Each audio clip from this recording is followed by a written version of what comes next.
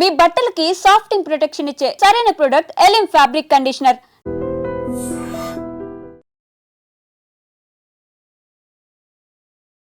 Covid మళ్ళీ ఈ మాట వినాల్సి వస్తుంది అని ప్రజలు కూడా భయపడుతున్నారు. ఎందుకంటే ఈ మధ్య కాలంలో కోవిడ్కి సంబంధించిన కేసెస్ పెరుగుతున్నాయి. అది మన దగ్గర కాదు, థాయిలాండ్, సింగపూర్ ఇట్లాంటి ప్లేసెస్లో కోవిడ్ కేసెస్ నమోదవుతున్నాయి అన్నటువంటి వార్త వచ్చిన తర్వాత అమ్మో ఈ మహమ్మారి మళ్ళా మన దగ్గరకు వస్తుందా, కోవిడ్ మళ్ళా మన దగ్గరకు కూడా ఎంటర్ అవుతుందా, ఇట్లాంటి చర్చ అయితే కామన్గా మాట్లాడుతున్నటువంటి పరిస్థితి. 2020లో ఎప్పుడైతే ఇది స్టార్ట్ అయిందో అప్పుడు లాక్డౌన్ అనగానే భయంతో వణికిపోయే వాళ్ళం. ఎందుకంటే ఆ తర్వాత జరిగినటువంటి పరిణామాలు మనందరికీ తెలిసిందే. చాలా వరకు జాబ్స్ పోయాయి, అట్లాగే ఫైనాన్షియల్గా చాలామంది లాస్ అయిపోయిన పరిస్థితి, అట్లాగే జాబ్స్ లేక ఇట్లా రకరకాలుగా ఎన్నో ఇబ్బందులు, అంటే హెల్త్ వైజ్గా కావచ్చు, దాని తర్వాత వెల్త్ వైజ్గా అంటే డబ్బు విషయంలో కావచ్చు, ఇట్లా చాలా ఇబ్బందులు అయితే పడ్డాం మనం అందరం. ఎగైన్ మళ్ళా ఈ కోవిడ్ మళ్ళీ వచ్చింది. ఆ తర్వాత ఇప్పుడు 257 కేసెస్ ఆల్రెడీ నమోదైనాయి వితిన్ 1 వీకే అనేది ఇప్పుడు ఆందోళన కలిగిస్తున్నటువంటి విషయం.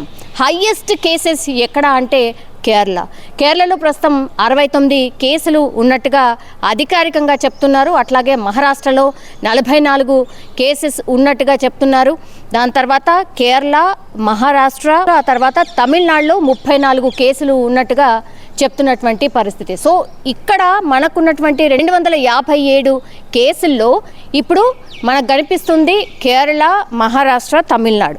సో మనం చూడండి, ఈ సౌత్ జోన్లోనే ఎక్కువ కేసెస్ నమోదవుతున్నాయి. అంటే నార్త్ వైపు లేదా మరి కోవిడ్ ఎఫెక్ట్ లేదా అని అంటే డెఫినెట్లీ ఉండే ఉంటుంది. కానీ అక్కడ టెస్టులు కావచ్చు, లేకపోతే అక్కడ ఉన్నటువంటి వ్యవస్థ కావచ్చు కోవిడ్ మీద అంత సీరియస్ తీసుకోవట్లేదేమో. కానీ ఇక్కడ ఎప్పుడైతే ఈ సిమ్టమ్స్ ఉన్నాయో అప్పుడు వెళ్ళి కోవిడ్కి సంబంధించిన టెస్టులు చేయించుకుంటున్నారు కాబట్టి బయటపడుతున్నాయి. అండ్ మనకు తెలుసు వర్షం లేకపోతే చలి, ఇవి రెండు కూడా కోవిడ్ స్ప్రెడ్ కావడానికి రీజన్స్ అని చాలా టైమ్స్ చెప్పినటువంటి పరిస్థితుల్లో ఇప్పుడు మొన్న ఒక 2-3 రోజుల నుంచి కూడా వర్షాలు కంటిన్యూషన్గా పడుతున్నటువంటి పరిస్థితి. సో ఇది కూడా ఒక రీజన్ కావచ్చు అనేది ఎక్స్పర్ట్స్ అయితే చెప్తున్నారు.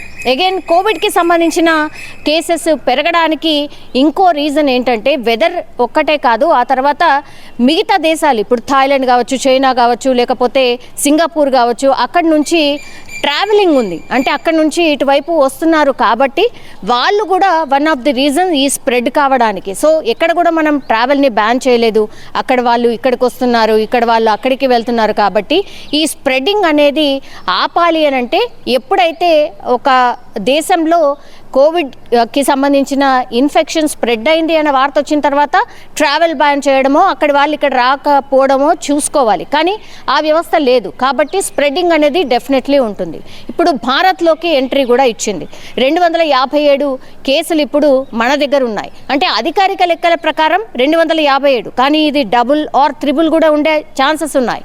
ఆ తర్వాత చాలామంది కూడా సిమ్టమ్స్ ఉన్నప్పటికీ కూడా సొంతంగా మెడికల్ షాప్కి వెళ్ళి కోవిడ్ ఆల్రెడీ ఎక్స్పీరియన్స్ చేసి ఉన్నారు కాబట్టి పెద్ద ప్రాణాంతకం కాదు. ఈ మధ్య కాలంలో ఎన్నిసార్లు ఎన్ని వేరియంట్స్ వచ్చినా కూడా పెద్దగా ప్రాణాలు పోలేదు కాబట్టి సొంత వైద్యం కూడా చేసుకోవడం, ఏదైనా చిన్నగా జలుబు, దగ్గు ఇట్లాంటివి ఉన్నా కూడా పెద్ద హాస్పిటల్కి వెళ్లకుండా మెడికల్ షాప్కి వెళ్ళి మందులు వేసుకోవడం, ఆ తర్వాత వారం రోజులలో సెట్ అవ్వడం. సో ఇది కూడా వన్ ఆఫ్ ది రీజన్ కావచ్చు. ఇంత పెద్ద ఎత్తున కేసెస్ నమోదు కాకపోవడానికి రీజన్ కూడా ఎందుకే మనకు చూడొచ్చు. ఇప్పుడు వెదర్ చేంజ్ ఉంది కాబట్టి చాలా మందికి ఈ జలుబు, జ్వరం ఇవన్నీ కూడా కామన్గా మారిపోయాయి. సో కామన్గా వైరస్ అనుకొని, వైరల్ ఫీవర్స్ అనుకొని ఆ వైరల్ ఫీవర్స్కి సంబంధించిన మందులు కొనుక్కొని వాడేస్తున్నారు. కొంతమంది మరీ సివియర్ ఉంటే డాక్టర్స్ దగ్గరికి వెళ్తున్నారు. కానీ ఇప్పటికీ కూడా ఎవరికి కూడా సజెస్ట్ చేయట్లేదు ఏంటి కోవిడ్-19 టెస్ట్ చేయించుకోమని. ఎవరైనా చెప్పినా కూడా మరీ కాన్షియస్ ఉన్న వాళ్ళు వెళ్ళి చేయించుకుంటున్నారు తప్పించి మిగతా వాళ్ళు మాత్రం మందులు వేసుకొని తగ్గించుకుంటున్నటువంటి పరిస్థితి అయితే కనిపిస్తోంది. కానీ ఇక్కడ మన దగ్గర ఎప్పుడైతే కోవిడ్-19 ఎంటర్ అయిందో పెద్దగా ప్రజలు కూడా ఏం రియాక్ట్ కావట్లేదు. కానీ ఒక్కసారి మన దేశంలో ఒక 2 మరణించారు అన్నటువంటి వార్త వచ్చిన తర్వాత మాత్రం చాలామంది భయపడిపోతున్నారు. మళ్ళీ ఏంటి ఈ డెల్టా వేరియంట్ లాగా ఏమైనా ఈ వేరియంట్ కూడా అతి డేంజరస్ వేరియంటా ఏంటి అనేది కూడా పెద్ద ఎత్తున చర్చ అయితే స్టార్ట్ అయింది.